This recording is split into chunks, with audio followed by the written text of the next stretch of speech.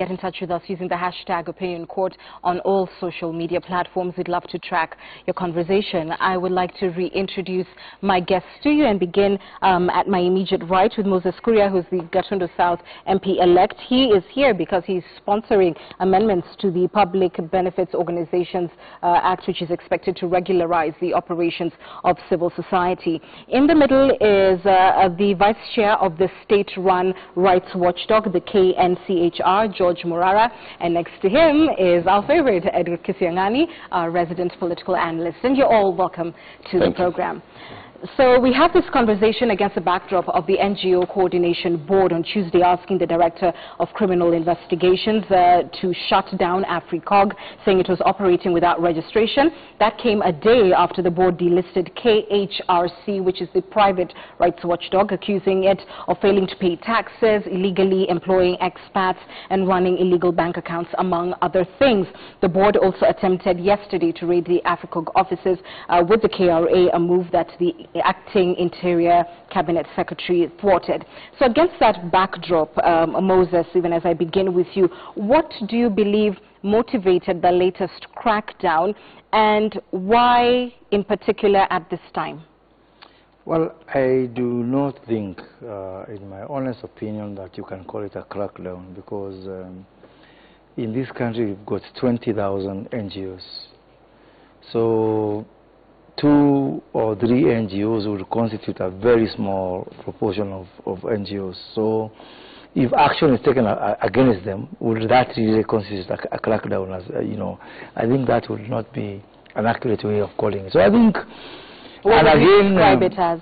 I would characterize it as normal policing or normal regulatory action or normal administrative action, unless we would want to assume that the NGO Coordination Board is supposed to go on leave sometimes or within some periods within the year. We have got the IRA, the Insurance Regulatory Authority. We have got the Kenya Bankers Association of the Central Bank, which regulates the banking sector. We've got all sorts of regulatory bodies. And I'm sure today, the Law Society of Kenya, for example, took some action against some lawyers. Would that be a crackdown simply because it's done at this particular period?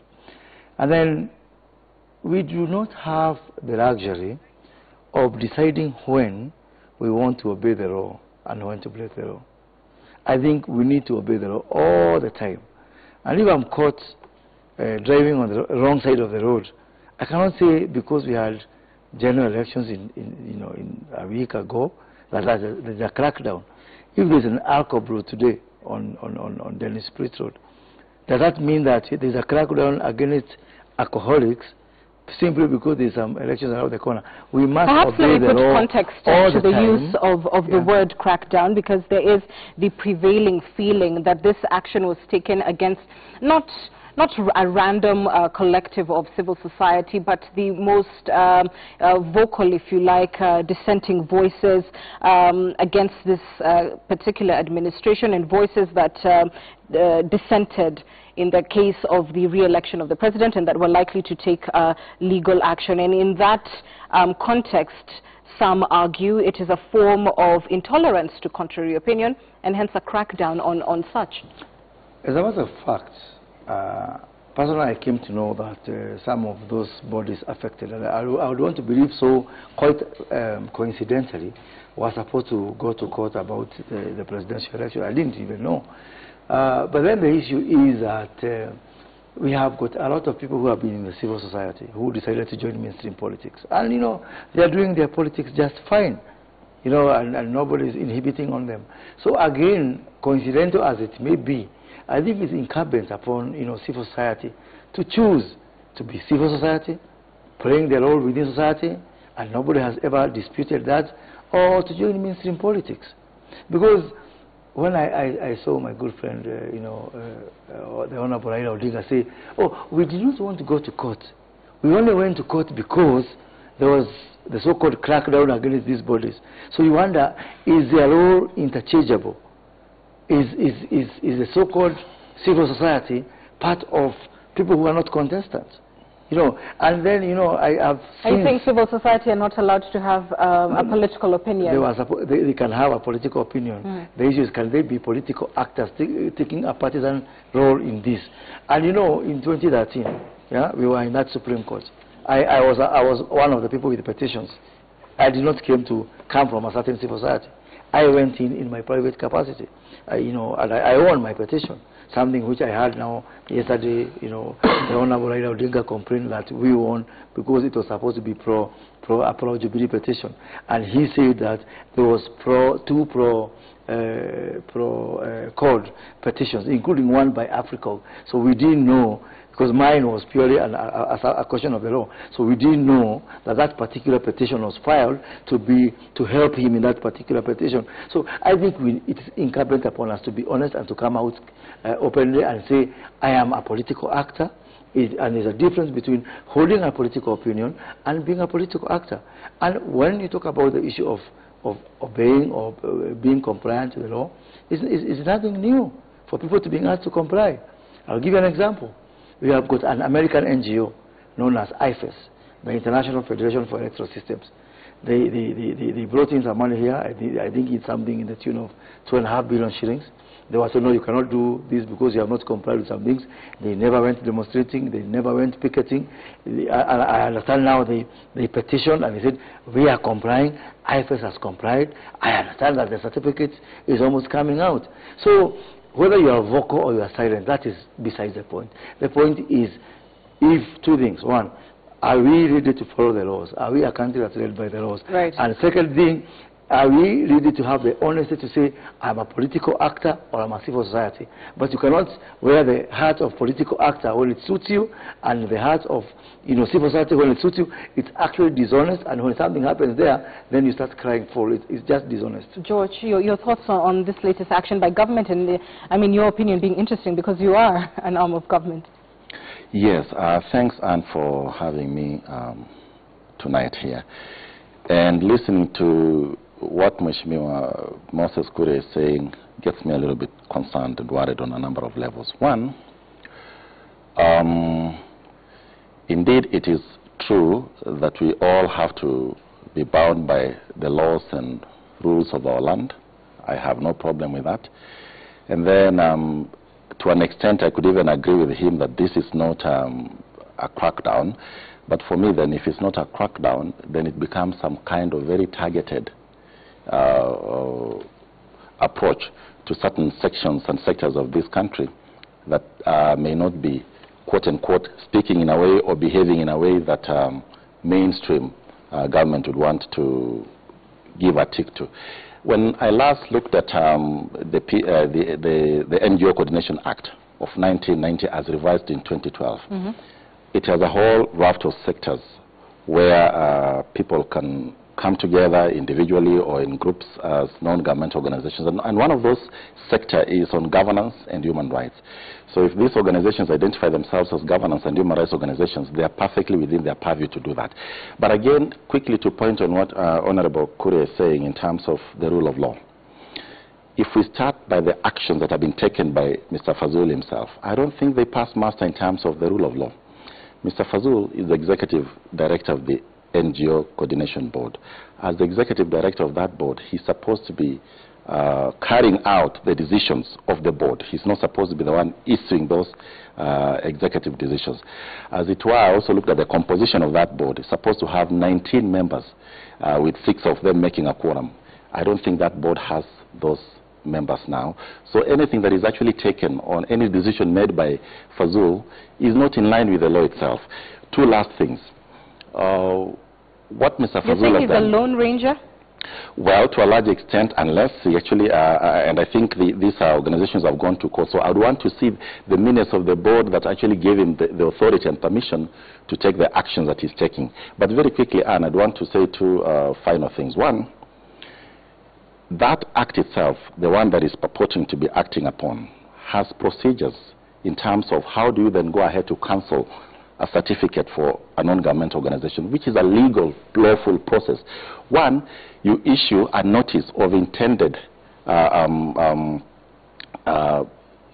termination of a given entity's certificate of operation. So that is actually given in their schedule, Form 9, where you say we intend to terminate your registration, and you have to give us reasons why we shouldn't terminate your certificate.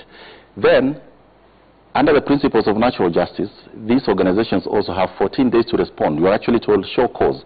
And if you look at the crafting of that form, it's very clear the board, although it's the ED who writes, but it's a decision of the board. So at this point in time, I don't think there's a decision of the board.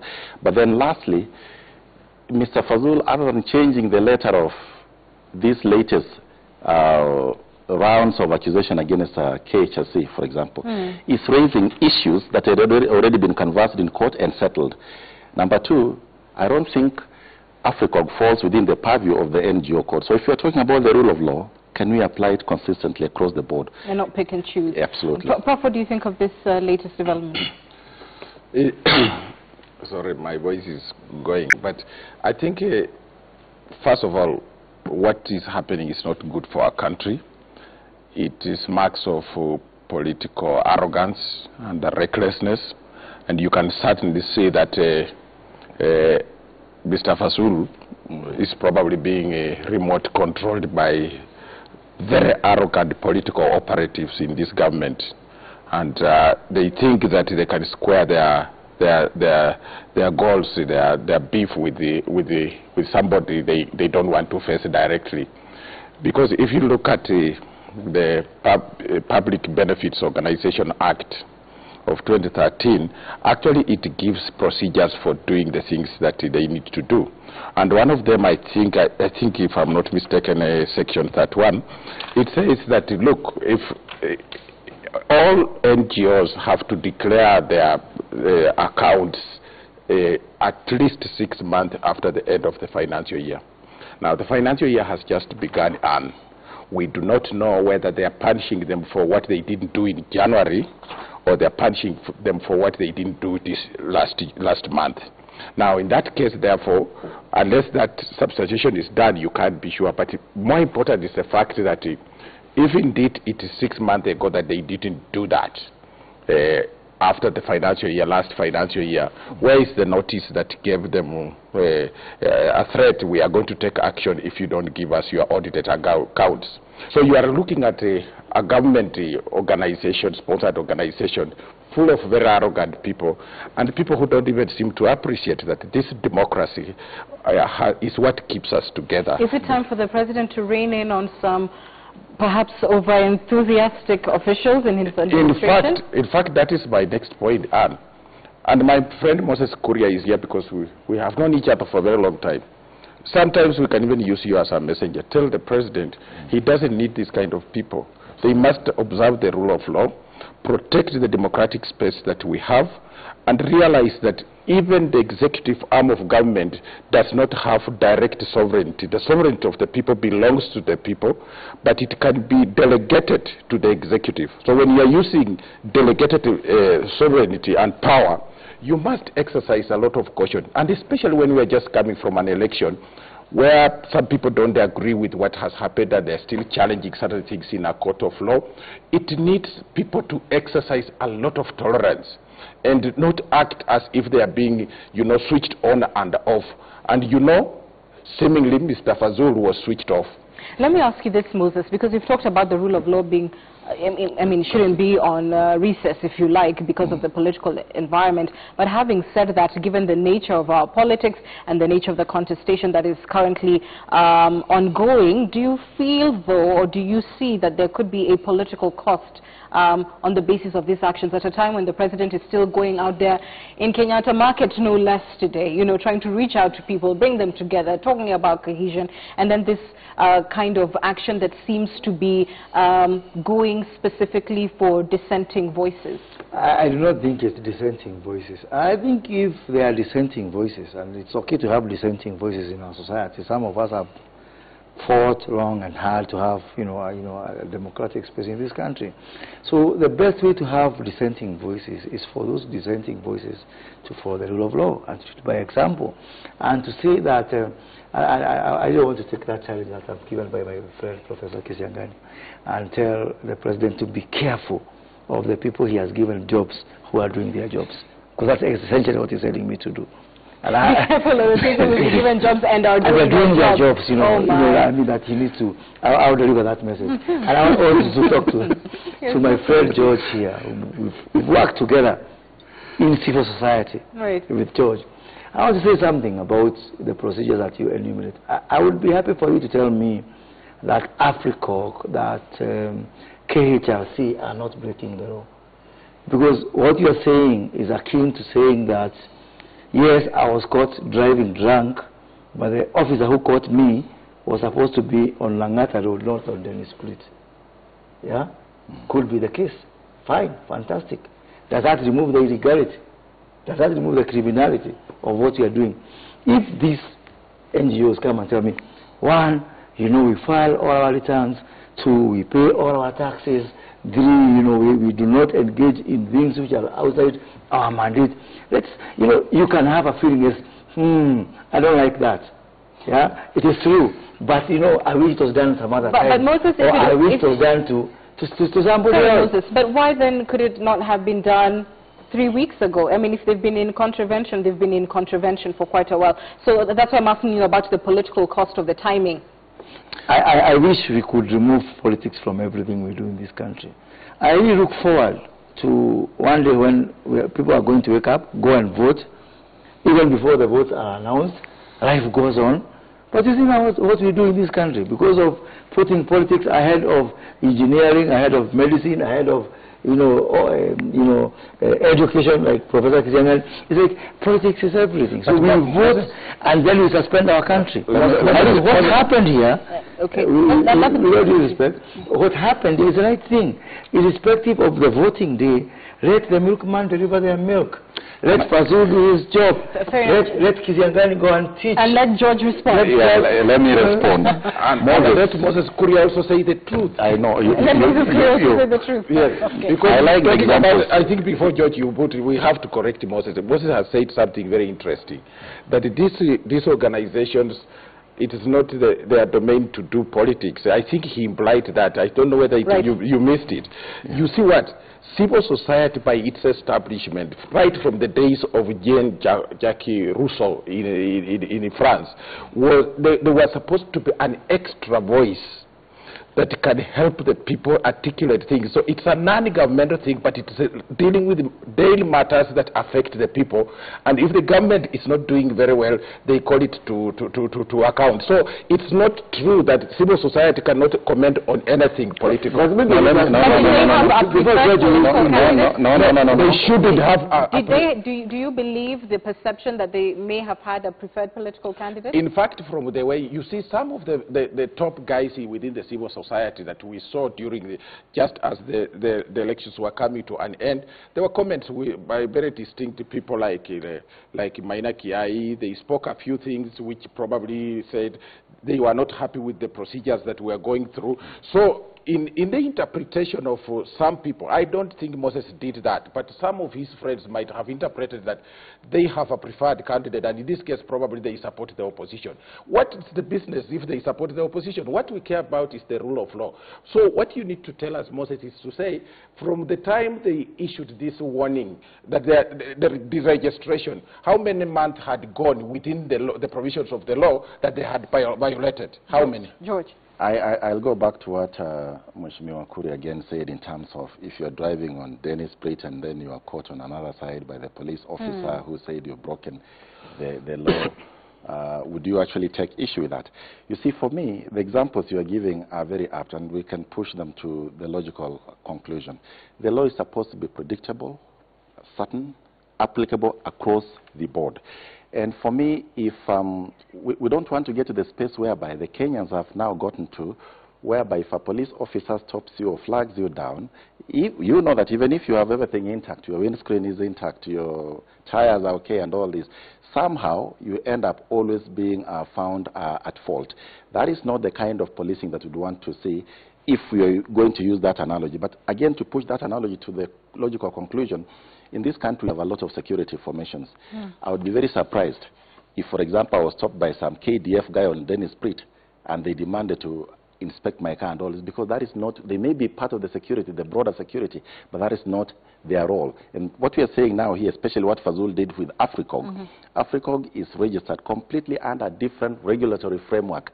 Is a company limited by guarantee, and he has no business whatsoever to try and regulate that space. And these organizations have said they are compliant. Right.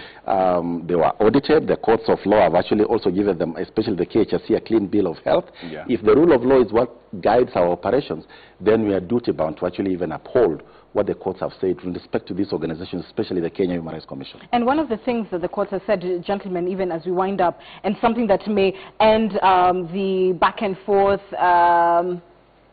tense relations, if you like, within a section of civil society and the government, is the issue of the operationalization of the PBO Act of 2013. Absolutely. So here we are, I think more than 4 years later, after it has been assented to, it has not been operationalized. There have been 2 court orders regarding the same, and government has seemingly had a, cat and mouse game, moving this CSOs and their regulation to another ministry. Moses, you are moving amendments to this particular piece of legislation. So tell me this. Number one, why has the administration failed to operationalize something that was already assented to, that 2 court orders have spoken about, if it's really about the rule of law? And second, what are the amendments you're proposing as we wind up? Very good. I think, contrary to what many people believe, is that there's no one who is against civil society in this country. We have got several spheres. We have got a public sphere, we have got a civil society sphere. I have worked in civil society in the past, and nobody is out here to see for civil society. But the PBO Act, as was passed, has got some fundamental flaws which cannot even make it operational. For example, if we make operational the PBO Act as was passed in 2013, it will force government or public coffers to fund NGOs. The word N, or the letter N in NGO, is non-governmental. It's not governmental. So by having a non-governmental organization funded by government, it's actually a misnomer in its own way. And that's one of the things that my amendment want to cure. So the one person who wants to see the PBO Act implemented and enforced is myself. But what am I doing? I'm removing the poison from the Act as it is, so that it is implementable. So that once we implement it, and I actually take some, fault or exception to our Justice and Legal Affairs Committee, because they have sat on my amendment for 3 years, because I moved them 3 years ago, and there's still some logjam there, and I've been promised by my colleagues that we're going to work together to ensure that they are passed. The second thing is that PBO Act, the one that civil society is now pushing for, would exempt them from paying taxes. One, they are funded by the state, that is by taxpayers. 2, they are exempt from paying taxes.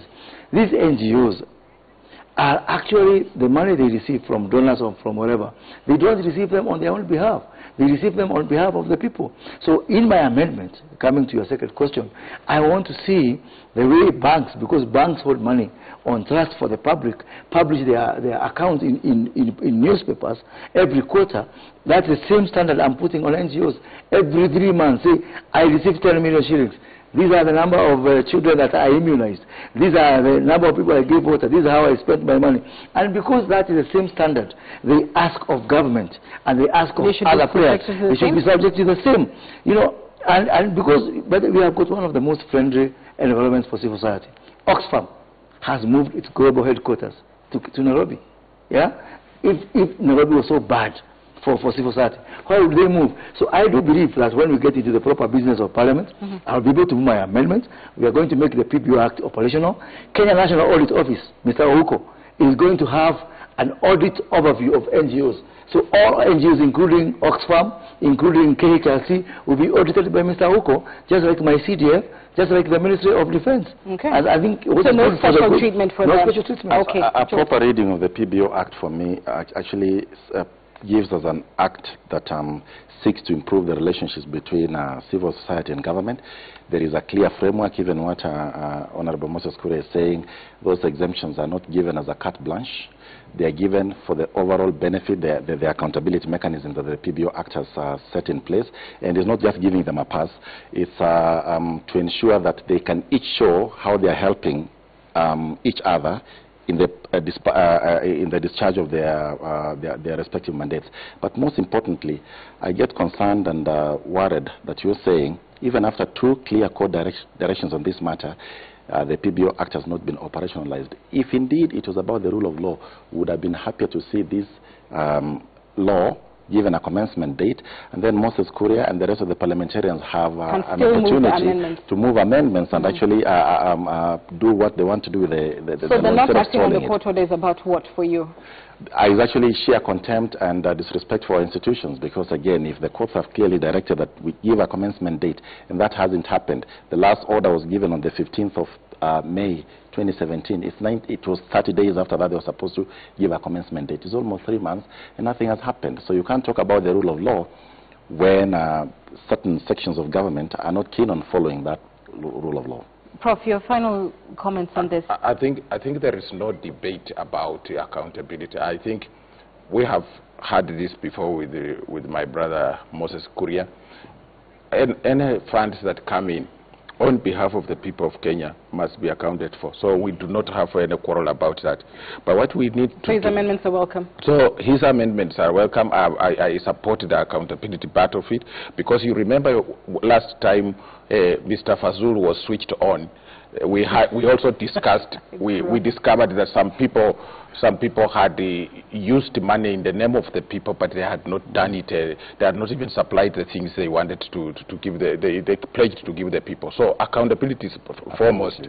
So we shouldn't be mistaken about that. But what we need to do is that we must apply the law continuously and in the right way. We shouldn't look like we are targeting people because of an election or because we don't agree with their political opinions. So this is where we are missing the point. When you leave people to commit a crime, and then when it becomes necessary to hit at them, you hit them. Where are they committing crime in the first place? Yes, you should stop it when it starts. So finally, what I would say, of course, I have not congratulated you for coming back as a Gatundu MP. I just want you to go, when you go to Parliament, lobby, but always be reading the Constitution as you do that, so that in future, when civil society, we can also as citizens help you. Because there are so many citizens who have issues with the civil society. Absolutely. And they will come to you, Moses, and tell you, this is how much money was picked and we suffered this way. But when you time it, when certain people from the civil society issue certain statements that don't agree with the political establishment, then you raid their offices. What are you raiding? What are you checking? If you want to know that Kisiangan does not pay what his taxes, you really don't need to raid my house. You get nothing. That is frivolous. You just go to the Kenya Revenue Authority and they will locate me through the PIN and check whether I pay that or not. So the kind of things you are doing is, if you are raiding them, probably you are suspecting they are keeping seditious literature, they are keeping computers which have stolen elections or which are inflating figures. It doesn't send a good image for a government which is just about to be declared legitimate for the next 5 years. So you need to be extremely tolerant. Tolerance is the watchword. Please don't do anything that takes us back to the 1990s. And on that note, we wind up opinion court, even as we can report that a section of civil society are tomorrow expected to stage demonstrations to protest the latest action by government. Stay with us as we read your feedback.